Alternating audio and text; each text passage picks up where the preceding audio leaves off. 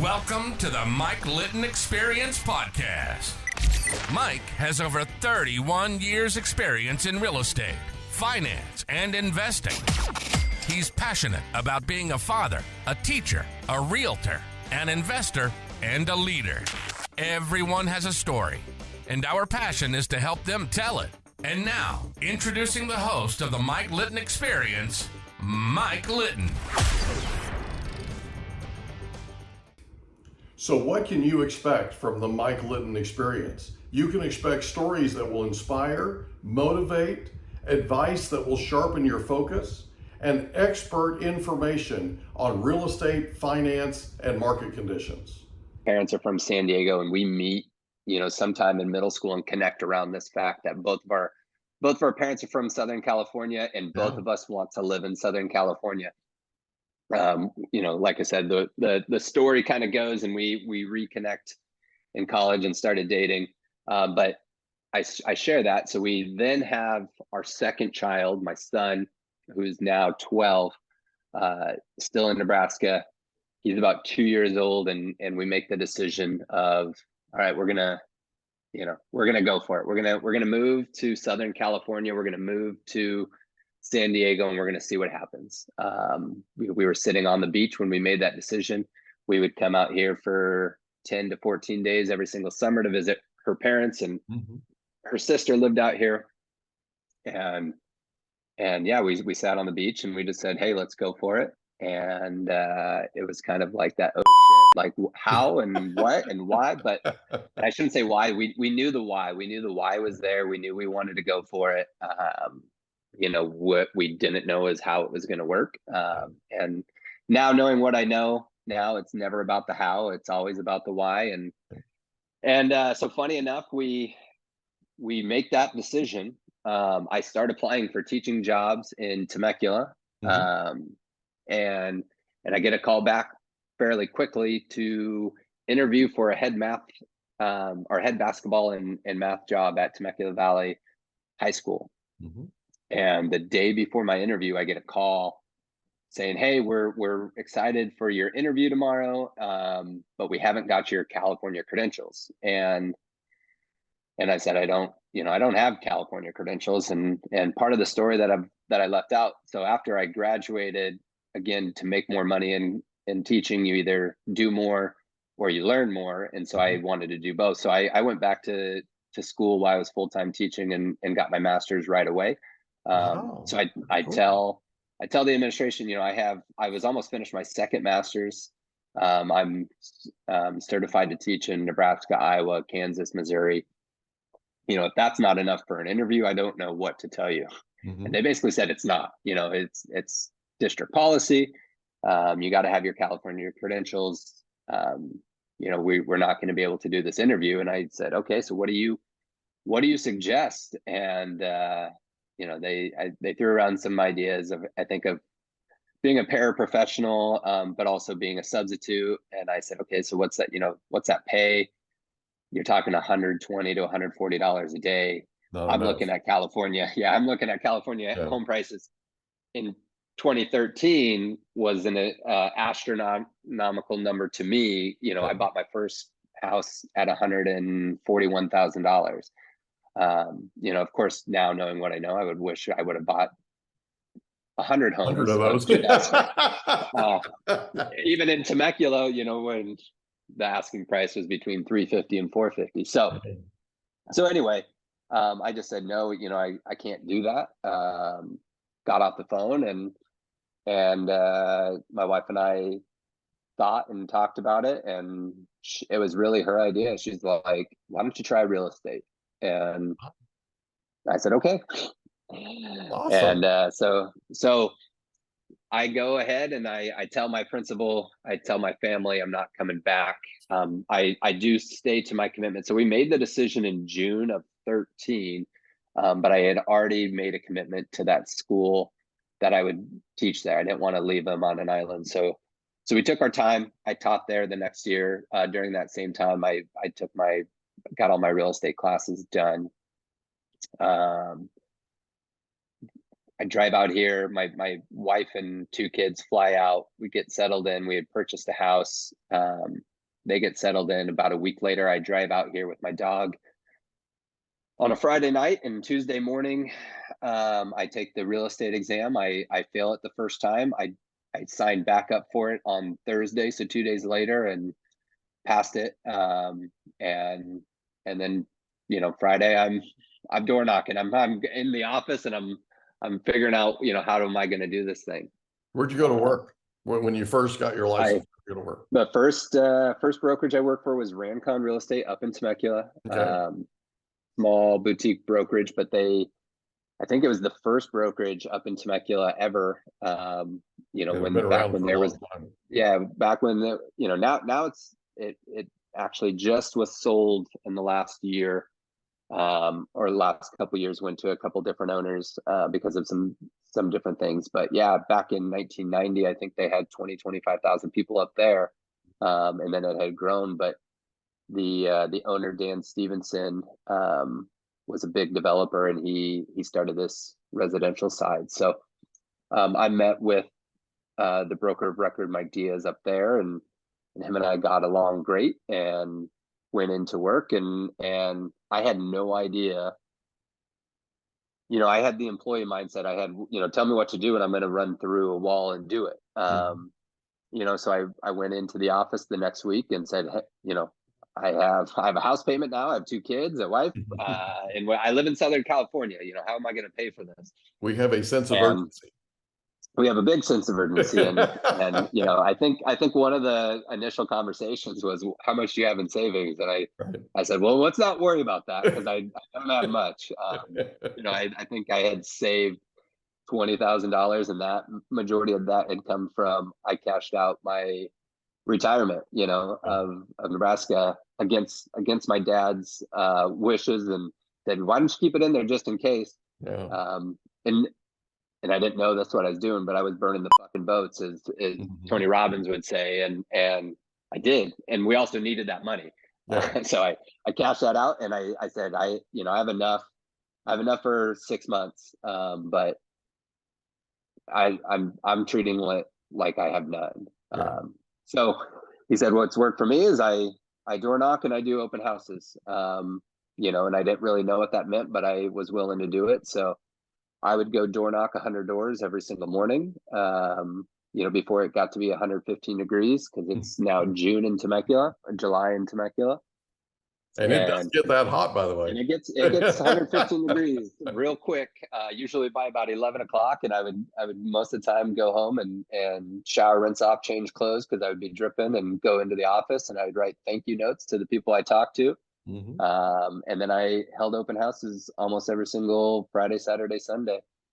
And we scraped together a few sales that first year. I think my first full year of doing real estate was 11 or 12 sales. Wow. Which, I mean, now I look at it was an accomplishment, because I knew. So take it back. The first thing I was told was, go call everyone and tell them, everyone that you know, and tell them you're in real estate. Yeah. I said, well, that's easy. I know one family out here. And I called them, and I told them I was in real estate. They already knew. They helped me find the house out there. But I didn't have a circle of influence. I didn't have everything that I didn't have my family to go buy from. I didn't have my friends to go buy from, buy and sell from. So I just started working with strangers. And that was the way. That was the only way. And like I said, so we strung together some sales. That takes me through year 1. And I honestly, I think there was a time I had worked. I mean, the story, it's probably somewhat of a embellishment and a big fish story, but I think it was around 94, 96 days straight of just working. And we took the day off. We drove up to Encinitas. We go sit at the same beach that we made the decision to move out here. And I look at my wife and I say, I don't want to do this anymore. Like I didn't come out. I don't have 2 master's degree to come out here. And if I'm going to have to work, 8 to 10 hours every single day for almost 365 days, this isn't the life that I want. I want to be around you. I want to be around the kids. And she just was like, give it another year and let's see what happens. And I also then kind of realized if I'm going to do this, it can't just be brute force. Yeah. It can't just be my energy. And I started to really get into self-development at that time. I started listening to podcasts, a lot of podcasts at that time, and start just getting into audiobooks and reading. And you go from Rich Dad to Poor Dad to a Tony Robbins to Mike Ferry and then I land on a Craig Proctor, I guess, virtually a website on lead capture. And I end up at one of their half-day seminars. And the whole pitch was work less, make more. And there were a lot of things that just kind of spoke to me, but it was really about how do you build an actual business that doesn't revolve around you doing everything. And so I just was like, I have to try this. So I sign up at the half-day seminar to the 3-day seminar, and I go there and they ask for a $10,000 coaching deposit for the year. And I text my wife and I said, I don't know how much we have in the account right now, but I'm doing this. And she, I'd never spent $10,000 on anything in my life. So for, outside of a car and a house, for her to believe in me and was, amazing. But we threw it on a no interest credit card, split it into 12 payments, but I began this coaching program, and the right people start showing up in my life, right mentors start showing up in my life. And it was more the same message of you can't do everything by yourself. You need to not be cheap, not be lazy, as a lot of real estate agents were described as to me. And I was thinking, shit, I'm not lazy. I'm not, no one's ever going to call me lazy, but I was cheap. I was frugal. I was coming from a save, work hard, save mindset. And I did not have that business mindset of, not necessarily that you have to spend money to make money, but you have to have marketing to make money. You have to have leads to make money. Yeah. And so I learned how to generate leads. And this is 2015. Facebook was very different at this point. Lead generation through Facebook was not really a well-known thing. But this seminar, taught me how to write some copy, and I made a couple ads and I let them run. And I think I was spending $300 or $350 a month on leads, and I was generating 150 to 200 leads a month. Wow. And I also then learned, because I did not want a cold call when I got there. That was the other lead generation system. But I was deathly afraid of cold calling. I thought if I could look somebody in the eyes, they're at least going to be somewhat nice to me. Did not want a cold call. But so now I'm generating these leads, and I'm sitting in an office and I'm just calling back these leads. And I had a script that I used, but then it evolved into just an internal dialogue, and I start having conversations to all of a sudden I'm meeting with 10 people a week and now, again, I didn't know what I was necessarily doing at that time, but now, I was just being an advisor of this home purchasing process. So after about 6 months of that, I look up and I'm number 2 at this 150 person brokerage. I think in my first year, I was proud of myself for breaking the top 100, but now I'm number 2. I closed, I think 15 in a month, which was, my 18th or 19th month in the business. And things got real, things got big quick. And all of a sudden I thought I was Midas, and I had this golden touch, and I started recruiting people to be a part of my team, and that was the other part of this whole thing, is come build a mega team. And I did. And then I fell right back on my face, because I start pouring into recruiting rather than the things that were making money. Right. And that kind of takes me down a path. I end up linking up and starting a brokerage, leaving that brokerage, starting my own brokerage with a partner, starting a mega team. We kind of rebuild that system. And then in my 3rd year, we sell 117 homes. And things were looking good again, and life is funny, and some unfortunate things happened. My business partner and I decided to go separate ways, and here I was, back on my face, back kind of square one. But of course, we never start back at square one. We start back, but I didn't know that at that time. So I moved from Temecula down to Carlsbad, thinking I'm going to expand this brokerage and team. And now all of a sudden I have nothing in the bank account, not knowing anyone once again, and really feeling defeated. Went through a really, really rough time of, if this is what business means, if this is what this type of industry means, I'm out. This is not who I am. Yeah. This is not why I moved. I'm out. I'm moving back home.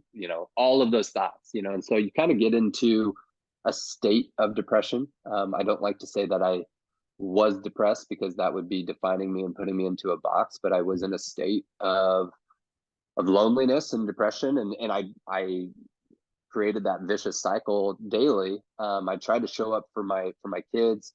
You can't fake it to your wife. Your wife knows who you are and who you are at your core, and where your heart's at. And it was tough. I don't think I slept for about 6 to 8 months. And